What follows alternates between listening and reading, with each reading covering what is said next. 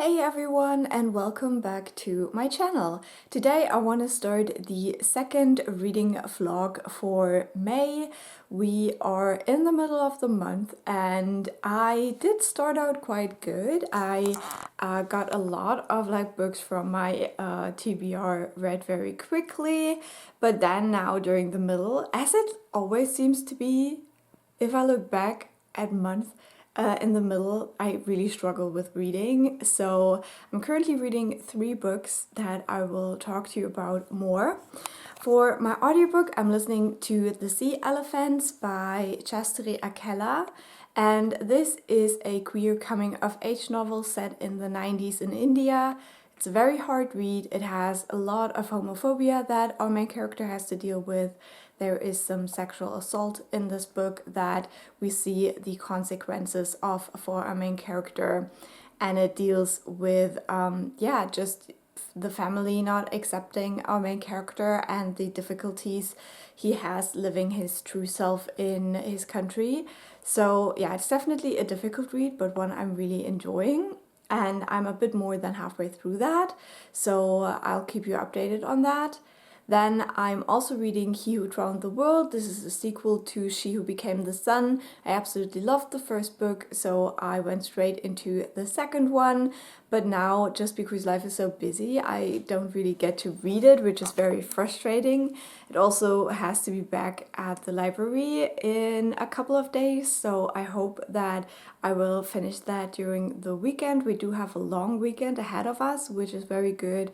Monday is off here, so yeah, I'm really looking forward to having more time to read.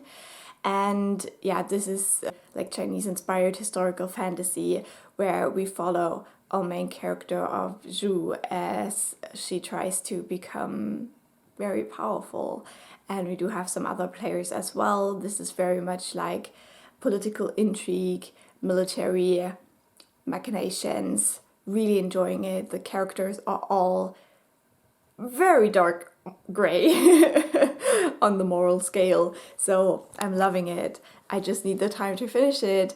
And then I've also started reading Sunbringer for a read-along that has by now fallen apart a little bit, but I still plan on continuing on with that one as well. This is a sequel to God Killer. So we look at a world where there were many gods, and the more people believed in one god, the more power they had. And then this whole system collapsed in a terrible war, and now gods are forbidden. And we have these god killers who go around and kill new gods before they get too powerful. By the second book, everything has evolved quite a bit, so I'm very intrigued to see where it goes. I have heard that this has second book syndrome, which we'll see. I'm not that far in, like 60 pages, so still a little bit of that to go. And yeah, I will just update you once I have made some actual progress in these books.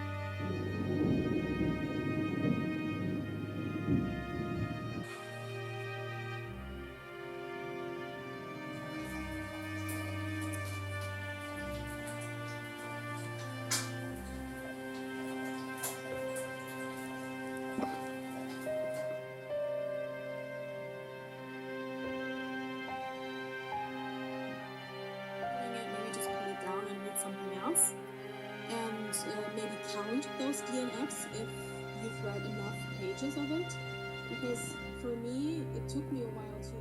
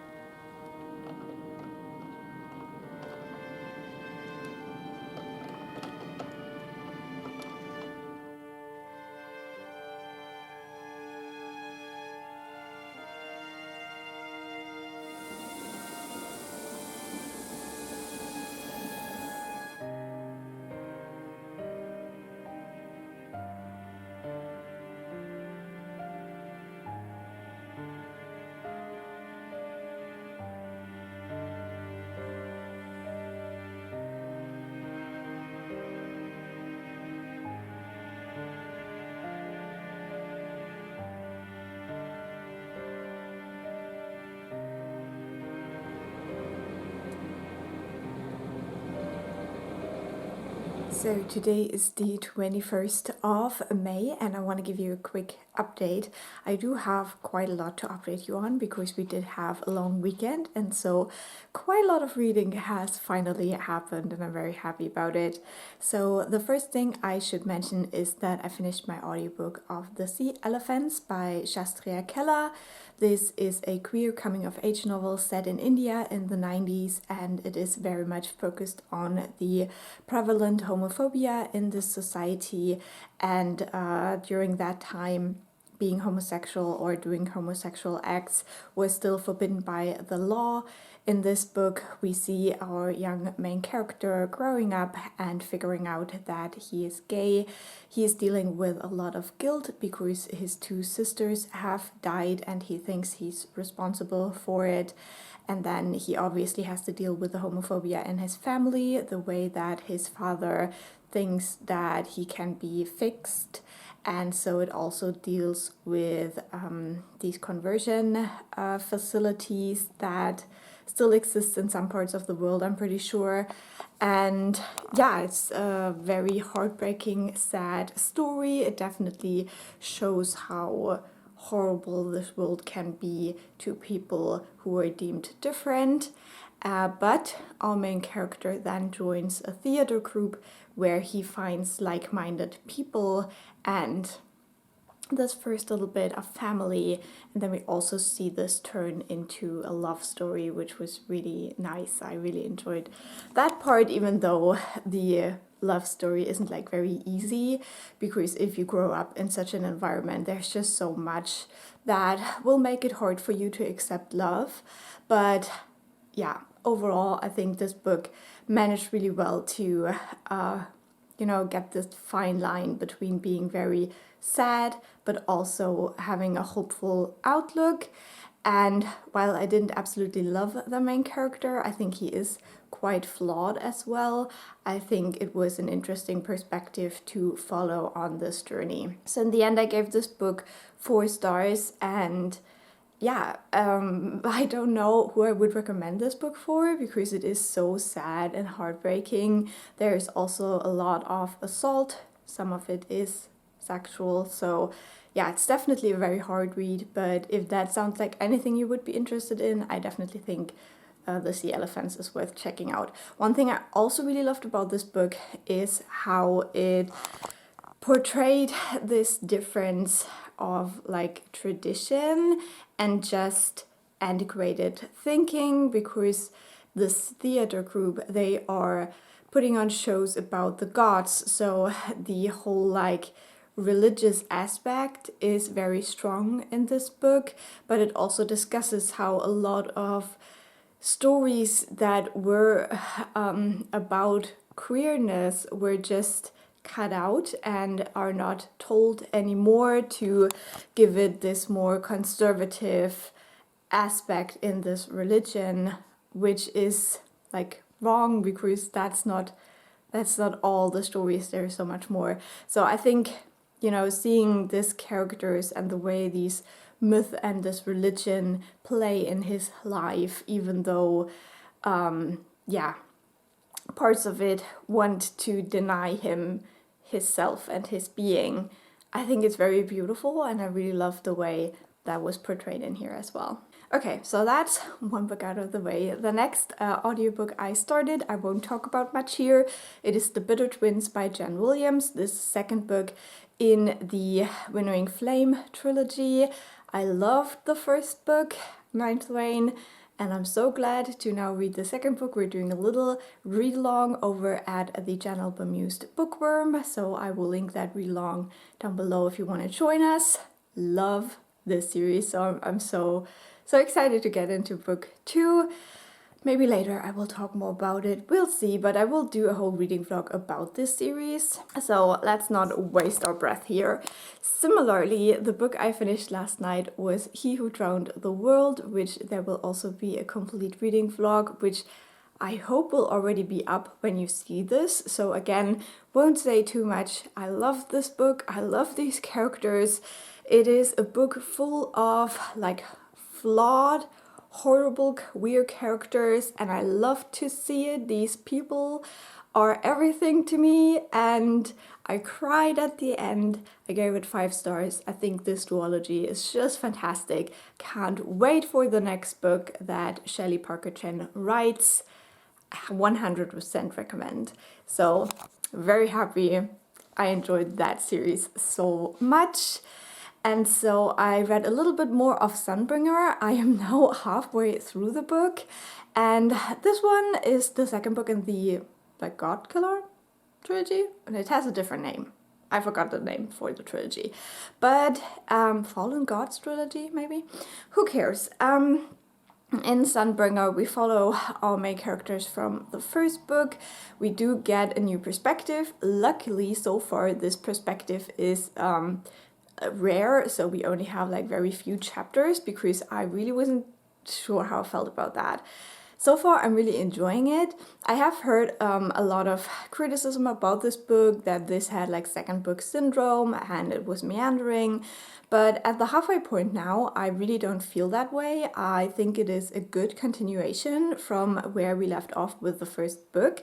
I think that all of our characters, even though they're currently split up, have to go on their individual journeys and have to face their struggles, and they're very unique. And what I loved about the first book is how much character work was in so little time, because the first book is quite short. This book also isn't super long. So I think the development of these characters in such a small time and so few pages is very, very well done, especially with our main character of Kissin. She has to go against her principles so much in the second book. So far I'm really enjoying it, and I'm definitely seeing the value in what we're doing right now. I'm intrigued to see how I feel about it at the end, but right now I do have a strong 4-star feeling, which is a little bit less from the first book. But we'll see, we'll see. I am enjoying it, and I'm really excited to now continue with this one, because I wanted to get Huge on the World out of the way, so I can now really focus in on Sunbringer. And last but not least, I started reading another book. Why not? This is the Tangleroot Palace by Marjorie Liu. This is a short story collection, and during the weekend I read the first 2 stories. There is 7, I think, in here. Not quite sure right now. The first story, Sympathy for the Bones, is a story about hoodoo magic. I wasn't quite sure how I felt about that. I would have wished that it would have been a bit different. It just felt a bit cliche for me. So it was a good story, but I didn't absolutely love it. The second story I already knew from a different collection, the Starlit Wood. And that one is a story I, on reread, absolutely loved. Like the first time around I liked it, but this time I really loved it. And this is inspired by Sleeping Beauty, and we have basically a character whose body is taken over by a witch, and we then have the bodyguard of the witch who tries to save this character whose body has been taken away. And so this kind of turns the story on its head, because it is 2 women fighting this witch and this curse, and I really loved it. It's a great story, so I'm very excited to keep reading this collection as well. So today is the 25th of May. I have a migraine again. Who's surprised? Yesterday I got some really bad news. My grandfather is very sick. He has been for a long time, but I think we're getting to the point where, you know, things are gonna happen quite fast now. So yesterday I decided that for this weekend I will do a spontaneous trip back home to probably see him for the last time. It's definitely something that, you know, I've been kind of expecting because of his health that this will happen at some point. But still, when my grandma called me yesterday, it was a shock. So I'm not surprised that I got a migraine. It definitely, yeah, it's just hard. So it's 8 in the morning. I've been awake for quite a while now, preparing everything so the cat is taken care of and stuff. So I will head to the train station now, and I have decided for the book I want to bring along, I'm gonna take As Long as the Lemon Trees Grow. This is the last book on my Asian Readathon TBR. I haven't started yet, and I do have quite a lot of train riding this weekend, so I hope that maybe I will finish it or at least make good progress. I don't know whether I will be able to really update you. We'll see about that, but yeah, you know what I'll be reading, and we'll see how it goes. I have no idea, but yeah, that's just life. So I think today's the 26th of May. I have arrived at my family's home, and I spent all day yesterday with my grandparents. I will go see them today again. And in the train, I read the first 100 pages of As Long as Lemon Trees Grow. And this is definitely not a happy read. It is very heartbreaking and devastating. We are looking at a young girl called Salama, I think, and she is the sole survivor of her family during the Syrian uprising, and she lives in Homs, and so her parents were killed, or her mother was killed by a bomb, and her father and brother were taken away, and they don't know where they are, whether they're being captive somewhere or whether they're dead. And she is taking care of her sister-in-law Laila, who is 7 months pregnant, and Laila is begging her to find a way for them to flee the country while Salama is working as a doctor. She had studied pharmacy, but only for 1 year. But now, because so many people have been killed and taken away, she is basically one of the most knowledgeable people about medicine. So she's working in a hospital trying to save lives. And so she feels like she can't go because she's so needed there, and the first 100 pages are about that struggle. She's trying to figure out what to do, and she also has this I almost want to say imaginary friend, but he's not really a friend, some kind of like a hallucination of a guy who is also telling her to do things, which is basically her like subconscious kind of talking to her in a way. So yeah, it does have this like slightly surreal element to it as well. And so far I am enjoying it, but as I said, it's not a happy read. There really isn't anything good happening for those first 100 pages, and I don't expect like great happy things happening later on in the book, but I will keep reading it. I'm definitely intrigued to see which choices our main character makes and where that leads her and her loved ones.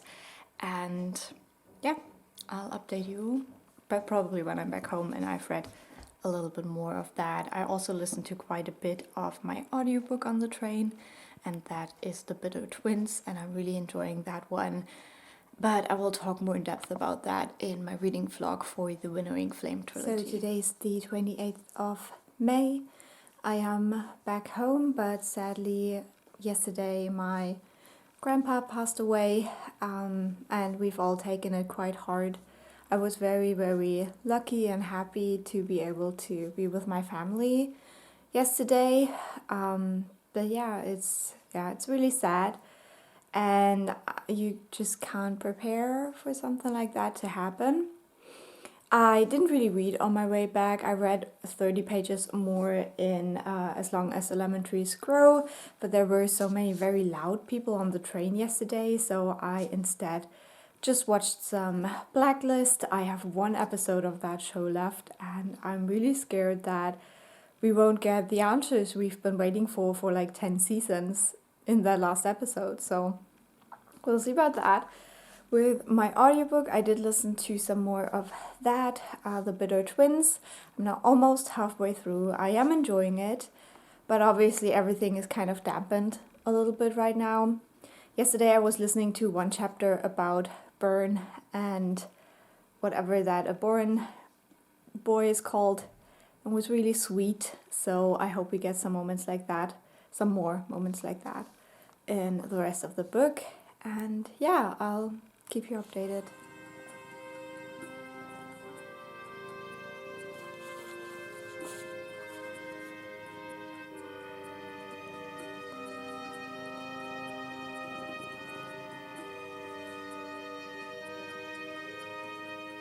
So it is the 30th of May, and I'm now halfway through As Long as Lemon Trees Grow.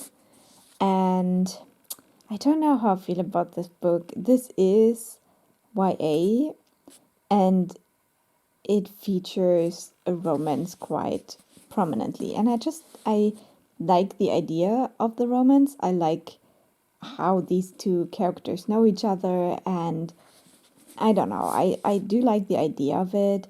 I'm just not that interested in reading about it, I guess. So, yeah, this is still quite a harrowing read. There's still so much horrible stuff happening. And yeah, it's really hard to read. And at the same time, we have that romance that, I don't know, I guess I'm just too old and grumpy to really care about that romance. So, I don't know how I feel about this, and I will continue reading. I would love to finish this before the month is over, just for, my pride, I guess. But it's also hard to kind of concentrate. I don't know. So we'll see how much progress I can make. I have 200 pages left of this one, and maybe I can do that.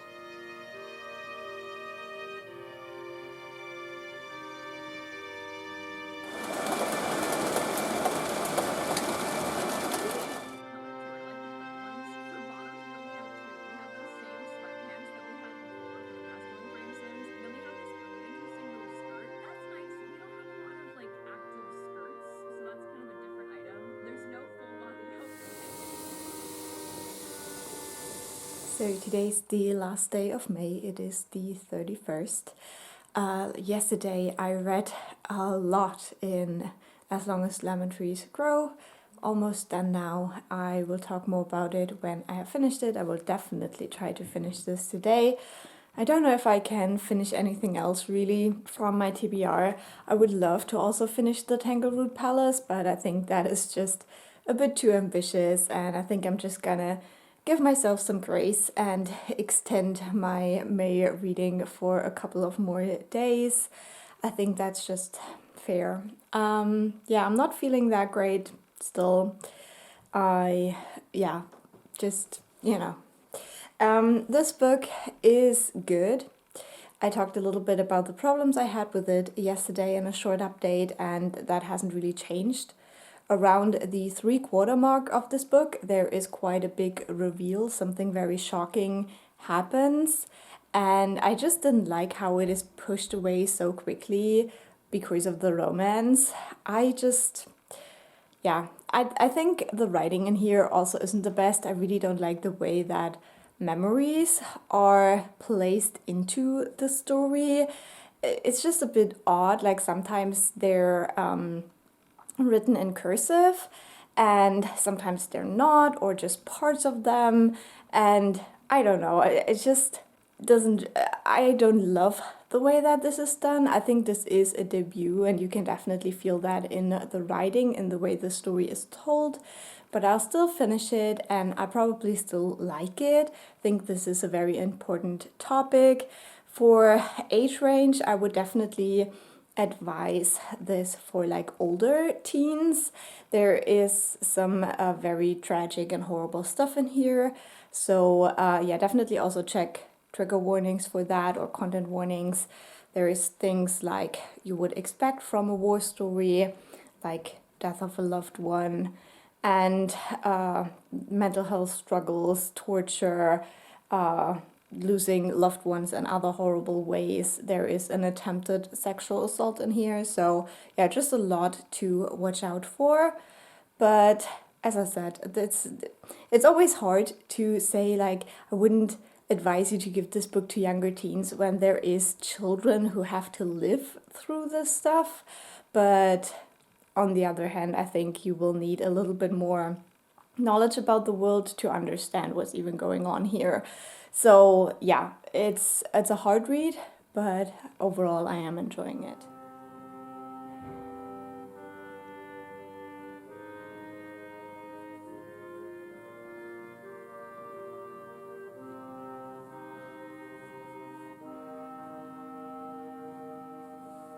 So it is the 1st of June and we have come to the end of this vlog.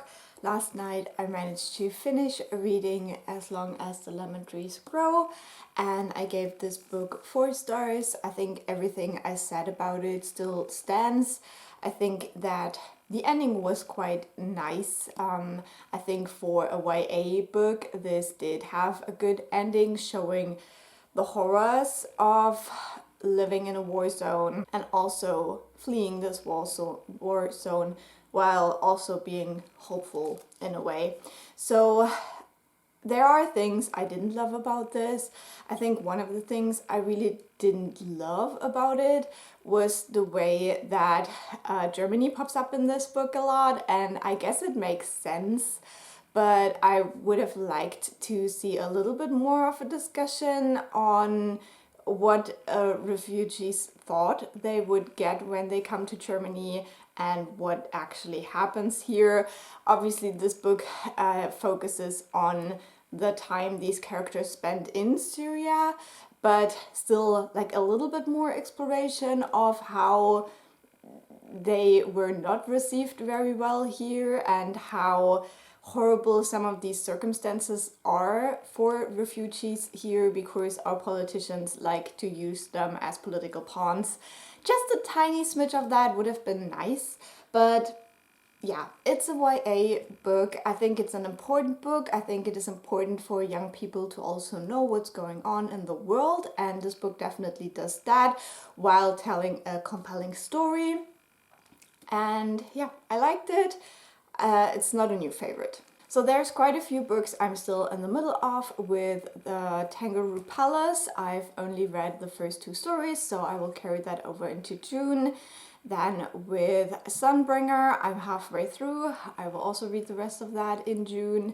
And with my audiobook, The Bitter Twins, I have about a third of the audiobook left. So I enjoy all of these. It's just, you know, the time restraints and just not feeling like reading. And then one thing I also wanted to mention is that I finished watching The Blacklist, and I started watching that in January when all of the tea stuff was going on. And I'm very thankful for this show because it took my mind off things quite a lot.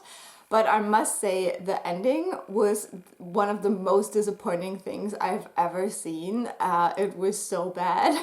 It was so bad. It was actually ridiculous. So yeah, that was very sad. I really liked the show, but the ending just wasn't it. And then I also rewatched the first season of Bridgerton. I wanted to drag my joy over Bridgerton out a little bit, so I decided to rewatch the first 2 seasons before I watched season 3.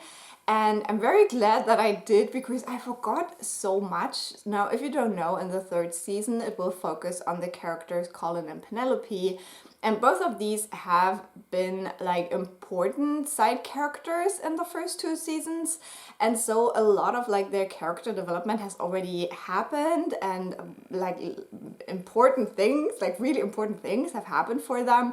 So I forgot a lot about this. Like I forgot all about Marina for some reason and stuff like that. So I'm very glad I chose to rewatch the first season. While I don't love the couple in the first season, I'm just not a fan of both of them.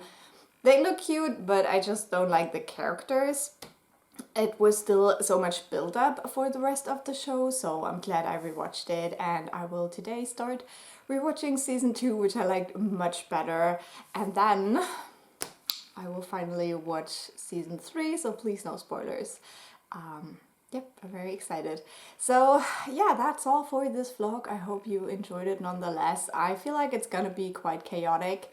I'll edit it in a moment and we'll see, but thank you so much for watching nonetheless.